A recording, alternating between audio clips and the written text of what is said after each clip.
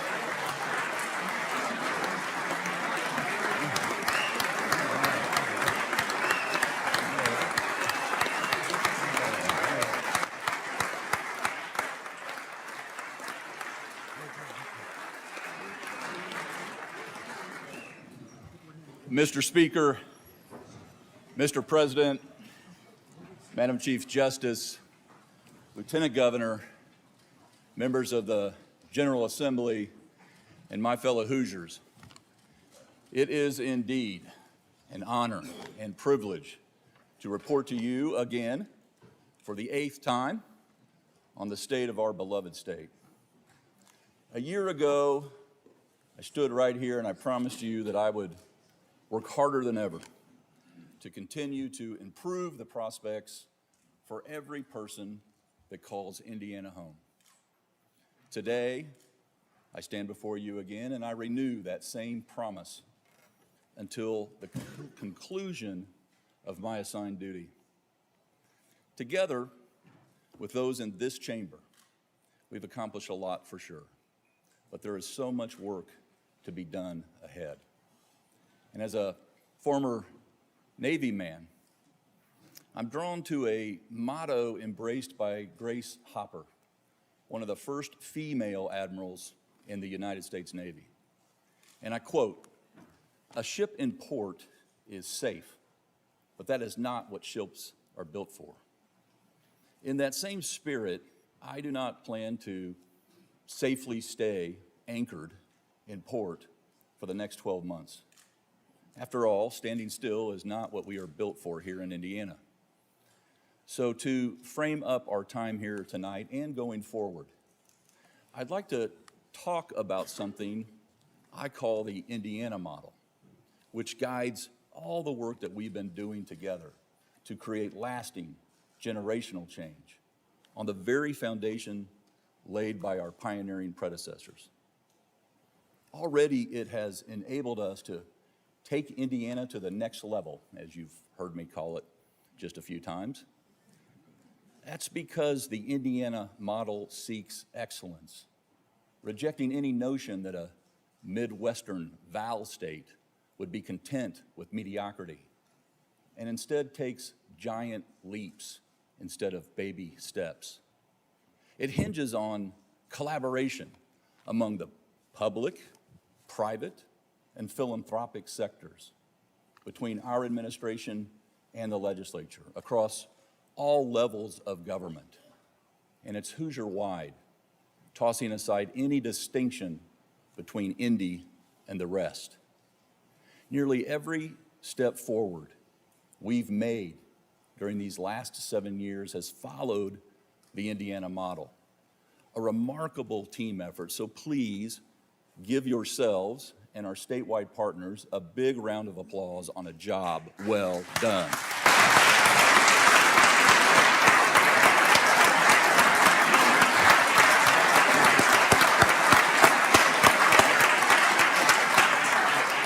Now, for any state or organization for that matter to constantly seek to improve, it's imperative to note what's going on around you, what's changed, what's changing, and what still needs to change. So let's start with what's changed in Indiana over the last 7 years. First, we can finally answer that tired old question that used to be a head scratcher. What is Indiana known for beyond great stuff like the Indy 500 and Larry Bird and a whole lot of corn? Today, the answers abound. We're now known for advanced manufacturing, for being a top 10 ag state, a leader in plant, animal, and life sciences, a top convention destination, a logistics and freight hub, a top state in the nation for infrastructure. And we're on the edge of collaborative R&D across artificial intelligence, semiconductors, data centers, hard tech corridors, nuclear medicine, and energy, and so much more. It's no surprise that Forbes ranked Indiana last year as the #1 state in America to start a business.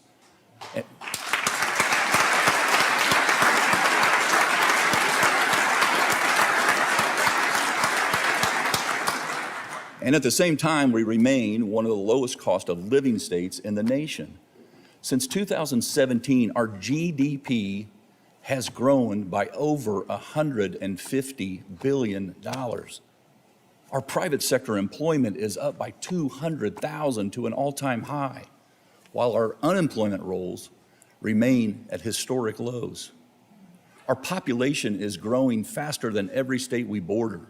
We paid down $4.5 billion in debt, returned $1.5 billion to taxpayers, all while maintaining prudent reserves to keep our AAA state credit rating.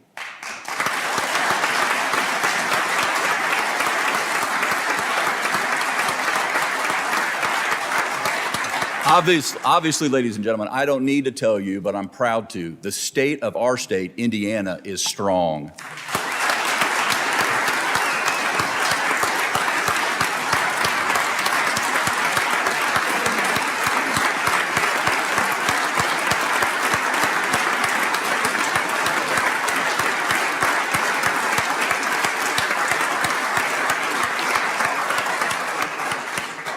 And the rest of the world has taken notice, and they want in on it.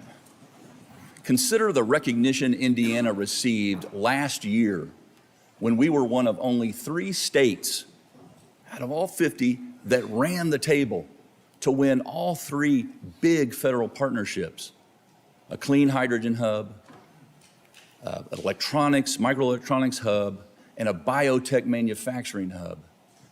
Each will result in millions in new investment and thousands of good, high-paying jobs, and they position Indiana to benefit disproportionately from America's renewed focus on defense-related manufacturing and our reshoring strategy.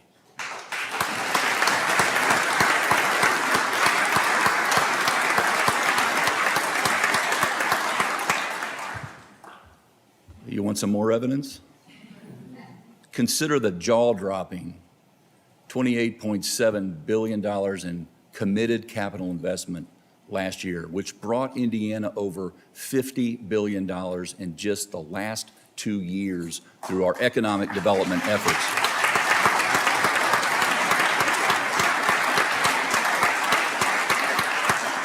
What took us 12 years before, from 2005 to 2016, we did more than that in just the last 2 years. That's called Indiana momentum, and we've got a lot more coming.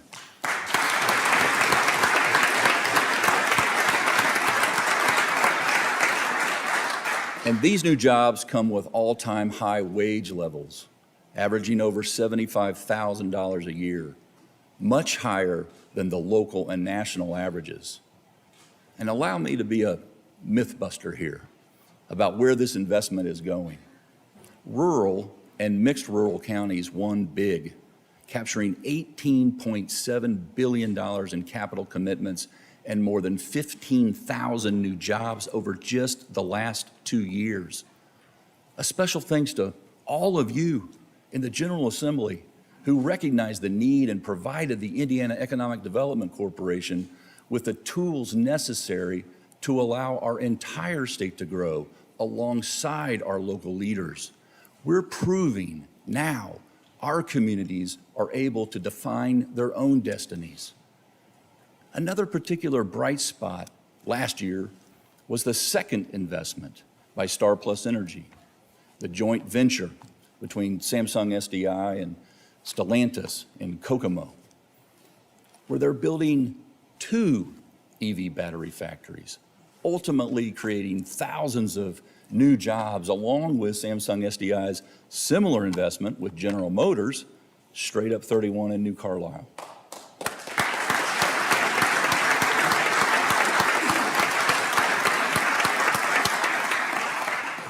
All 3 of these total over $9 billion in new investment. Thank you, Mr. Yoon-Jae Kim, Star Plus Energy's newly appointed CEO. We could not be more humbled and appreciative of the faith and trust you put in our state, and we will reinvest in you and your workforce. Thank you so much.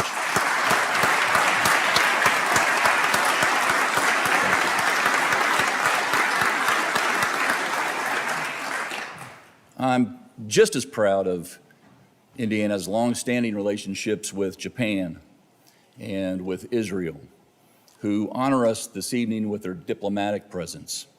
Please welcome Consul General Yanagi of Japan and Consul General Cohen of Israel.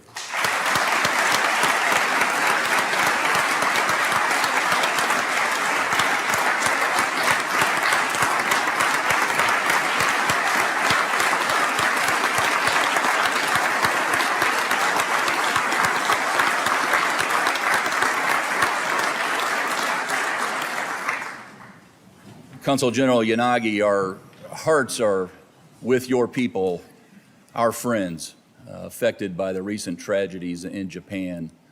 And Consul General Cohen, please know we continue to pray for the safety and security of all those who call the Holy Land home, and we pray for the prospect of lasting peace.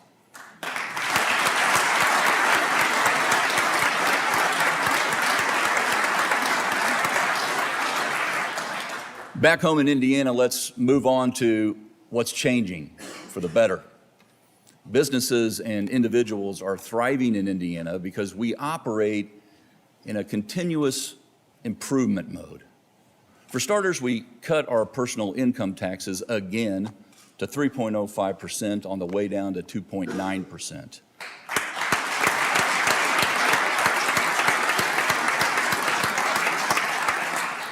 Military members will no longer pay state taxes on their military income or pensions.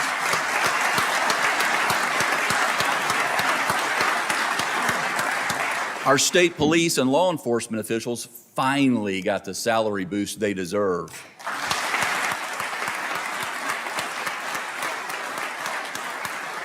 And Indiana's venture capital ecosystem, including our force multiplying $250 million next level fund and Elevate Ventures, ranks among the most active in the Great Lakes region. That's why investments in innovation, with global reach for that matter, can be found in every corner of our state. Like up in Warsaw, where Zimmer Biomet developed a smart knee that automatically checks in with your doctor, to Huntingburg, down south, where OFS is changing the game of furniture manufacturing with the help of German robots. So right here close in Speedway, where the famed Italian company, Dallara, makes high-tech seats for SpaceX astronauts. Speedway. And ladies and gentlemen, the positive change continues. This is the year our graduation rates will continue to go up. And thanks to the historic investments this body has made, average teacher pay across the state will reach our salary goal of $60,000 a year. Thank you.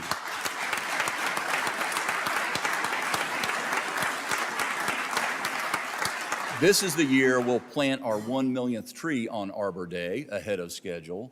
This is the year we'll continue to put down some 280 miles of trails in all parts of our state, making Indiana a recognized trail leader.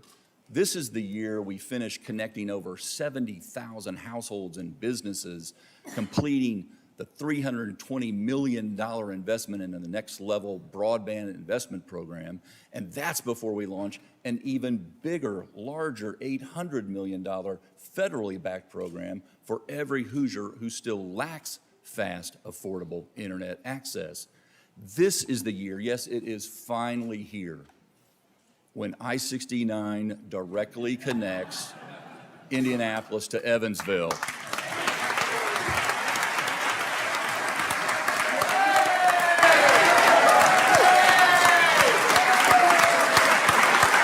all about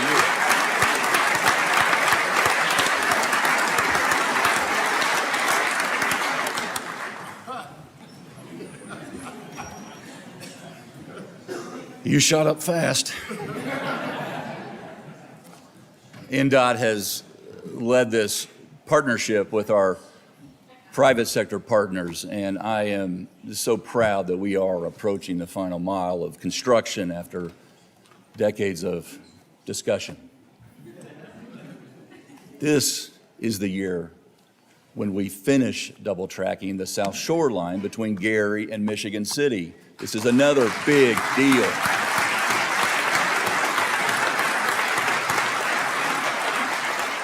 This is a year our rest stops are converted into true welcome centers. This is the year we move aggressively on huge capital projects that have been on the drawing board gathering dust for years, including a new prison in Westville, a new archives building, new crime labs, a state-of-the-art law enforcement academy, co-locating our world-class deaf and blind schools, and building the first new state park lodge since 1939 in our state, up at Potato Creek State Park.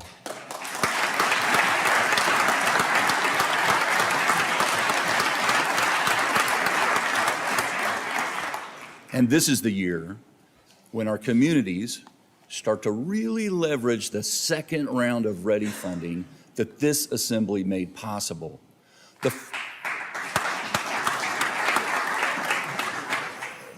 The first round of $500 million leveraged into $12.1 billion in public, private, and nonprofit investment, over $4 billion in housing infrastructure alone. And I'm confident of a similar outcome during this next round. Actually, based on what I'm about to reveal, I have a feeling will far exceed even our most hopeful projections. Tonight, I'm so proud to announce the Lilly Endowment will be making the single largest grant award in its 86-year history, $250 million to support READY 2.0 projects focused on blight reduction, redevelopment, and arts and cultural initiatives throughout our entire state.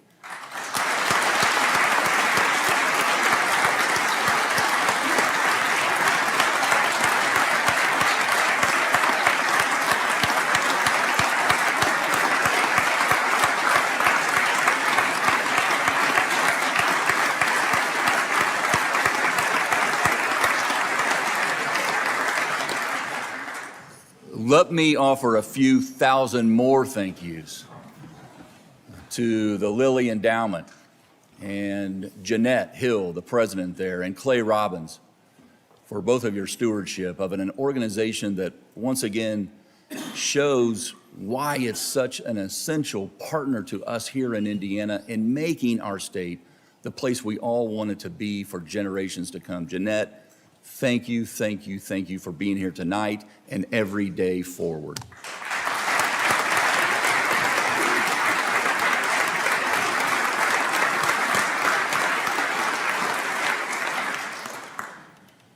Along with Ready 2.0 and recognizing health is wealth, our Health First Indiana program, the nation's largest, most substantial new commitment to public health, will further empower Indiana counties to create tailored actions. By the way, the first $75 million you all appropriated has just been distributed to the 86 counties that opted in. And I fully realize there is a long way to go here, but let's acknowledge that we're starting to make progress against drug addiction.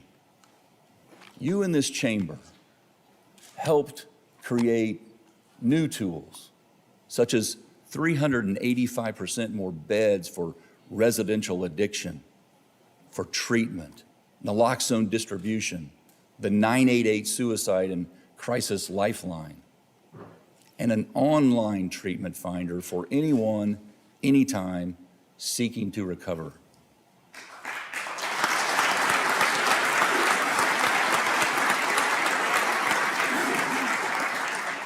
Due to these efforts and so many others, recent reporting shows statewide drug overdose deaths dropped statewide 5% year over year. This is progress.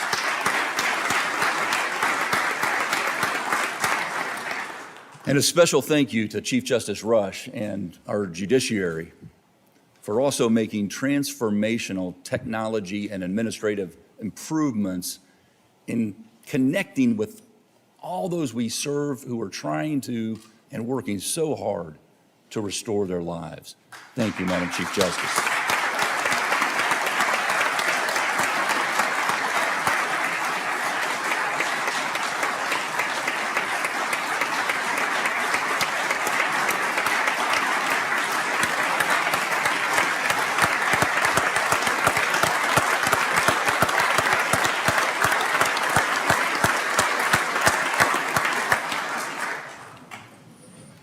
Now, alongside the key roles that our public and private partners play, it's the everyday citizens who step up and improve the lives of others that are the most essential to the flywheel effect of the Indiana model.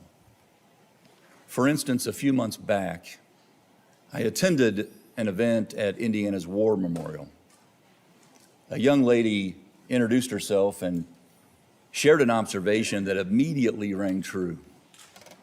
The license plate we offer our Gold Star families didn't really convey the full meaning of the sacrifice these Hoosier families have made.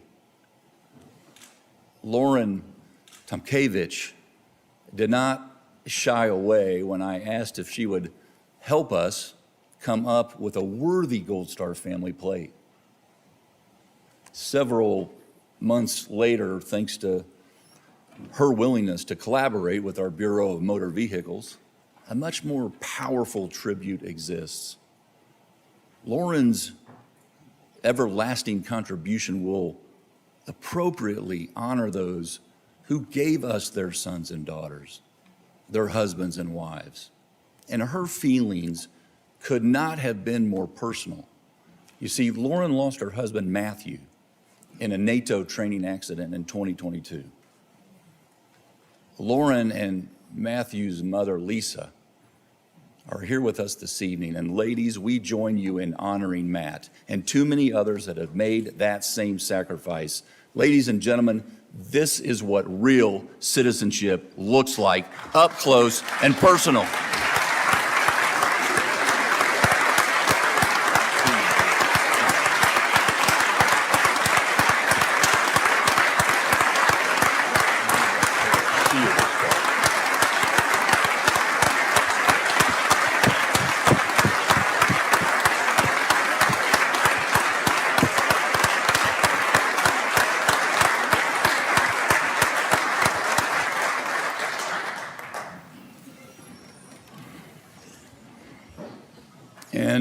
finally, in an attitude of gratitude, let's continue to live up to the Indiana model in this legislative session ahead by addressing what still needs to change.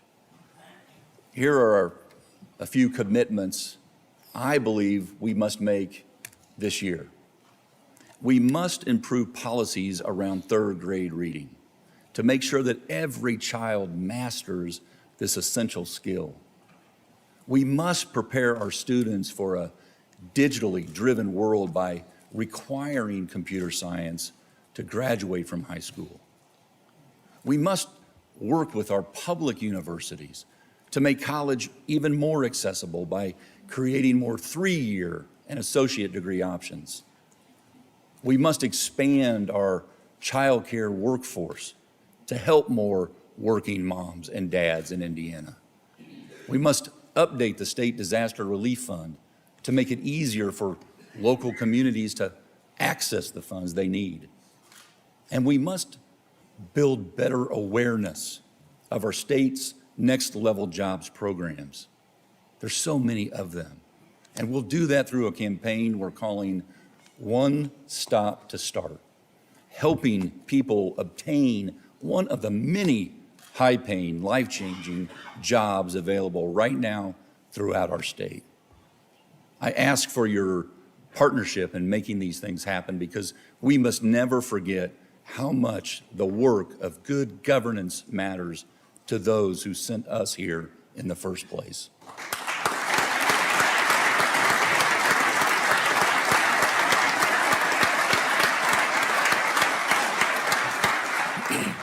Ladies and gentlemen, I'm excited about 2024. I'm convinced that it will shine a light on many other examples of how the Indiana model is boosting economic outcomes, vaulting our infrastructure into the 21st century vanguard, and most importantly, improving lives through new opportunities.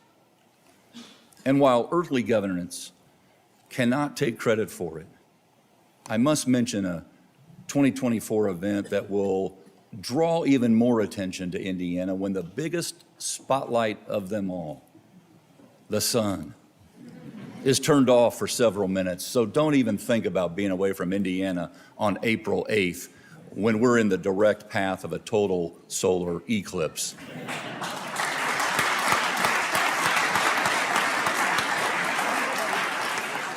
My friends, a new year brings about reflection and preparation for what's next. I only wish our buddy Henry were here with us to do just that. Term limited though I am, here are my promises to you for 2024. My administration will not be a ship in port. Instead, we will deploy on multiple fronts until my last day and hour as your governor. Owning the Indiana model, I am staking my reputation to it.